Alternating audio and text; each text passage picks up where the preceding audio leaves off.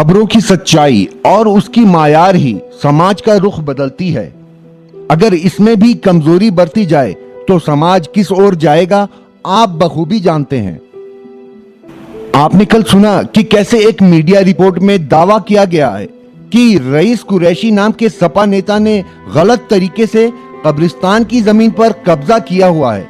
लेकिन क्या ये सच है? क्या है हकीकत इस खबर की? आइए बताते हैं। उत्तर प्रदेश के नगीना शहर में जमीन से जुड़ा एक विवाद सामने आया, जिस मामले पर यूपी भारत न्यूज चैनल ने रईस कुरैशी को सपा का दबंग नेता, भूमाफिया और भी कई तमगों से संबोधित किया। जब इस संबोधन की हकीकत जानने रईस कुरैशी के पास हमारी टीम गई, तब रईस कुरैशी ने ऐसे आरोपों से साफ इनकार किया। रईस कुरैशी का कहना है कि उनका कब्रिस्तान की जमीन से कोई लेना देना नहीं है। रईस कुरैशी ने यह भी कहा कि आरोप लगा रहे पक्ष के साथ मिलकर उनके परिवार का ही एक शख्स, जो कि स्थानीय पत्रकार भी है, मामले को गलत तरीके से पेश कर रहा है।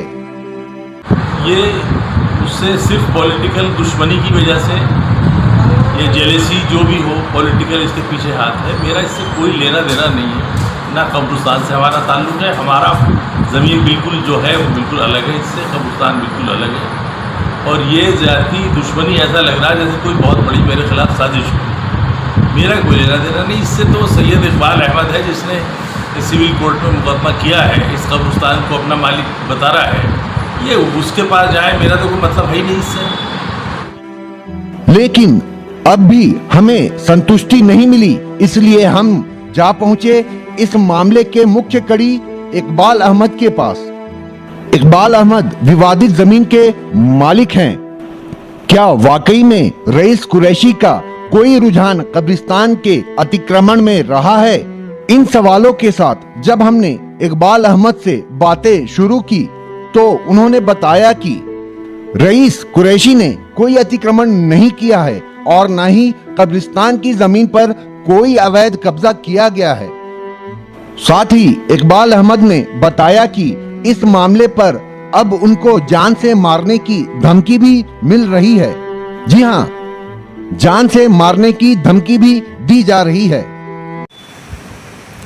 अरशद है और जो ये पत्रकार है, इन्होंने पहले ये कहा था कि 3 दिन के अंदर फर्जी केस में बंद करा देंगे। उसके बाद ये बात कही कि तुझे जान से मार देंगे, मरवा देंगे। तो ये एक टेरर पैदा कर रहे हैं। मेरे जो इतने भी मुकदमे सिविल के हैं कि या तो इन्हें वापस ले, और इस तरीके का दबाव बना रहे हैं कि मैं इनकी नाजायज़ बात को मान लूँ।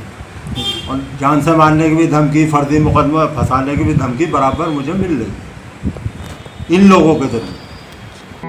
इकबाल अहमद का कहना है कि ये मामला कोर्ट में चल रहा है और सैयद बिरादरी से जुड़े लोग अफवाह फैलाकर इलाके की शांति भंग करने की साजिश कर रहे हैं। इकबाल अहमद ने चुनौती देते हुए कहा है कि अगर दूसरे पक्ष के पास जमीन से जुड़े कोई भी दस्तावेज हो तो कोर्ट में पेश करें और हिंसा करने व जान से मारने की धमकी देने के बजाय कानूनी तरीके से अपना पक्ष रखें। ये कब्रिस्तान का मैंने दावा कर रखा है, अपने डिक्लेरेशन का जमालुद्दीन पर भी कर रखा, रईस भाई पे भी कर रखा, खुर्शीद भाई पे भी कर रखा। उस मेरे दावे का आज तक कोई WS दाखिल जमालुद्दीन वगैरह ने नहीं किया, जबकि वो वकील है। उन्हें अपना WS दाखिल करना था, अपनी डॉक्यूमेंट्री सबूत अदालत में देने थे। उन्होंने कोई सबूत अपने ओनरशिप का नहीं दिया। उससे पहले फर्जी दावा रईस भाई को पार्टी बना के किया गया, वो दावा इनका खारिज हुआ मेरे फरीक बनने के बाद। उसको इन्होंने अपने मुकदमे को नंबर पर नहीं चढ़वाया।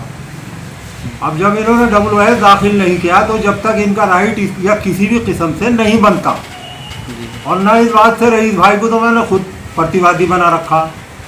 12 आदमी हैं ये, रईस भाई है, बरकत है, फहीम है, यावर है, सरदार अली है, ये कुल मिला के 12 आदमियों के खिलाफ मैंने दावा दायर कर रखा डिक्लेरेशन का। 35/1 इसका नंबर है। मुसम्मा तस्करी मेरे बाप की फुप्पी थी, जिनका नाम खतौनी में आज तक दर्ज चला। खेवट नंबर 18 महल चुंगी। हाल मोहल्ला कलालान में स्थित है, इसी पे मैंने दावा कर रखा है।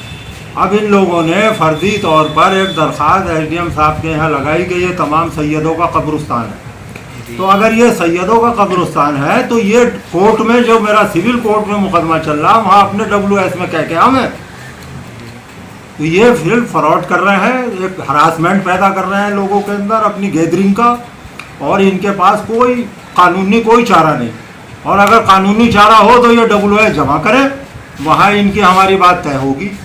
कोर्ट के अंडर चलने वाले केस को ये दूसरे तरीके से अफवाह में और इसमें बदलना है, ये एक तरीके का टेरर है, समझे नहीं, इसके अलावा कुछ नहीं। मुझे यूपी नगीना से कैमरामैन आरिफ खान के साथ संवाददाता शादाब सुल्तान राइन की रिपोर्ट।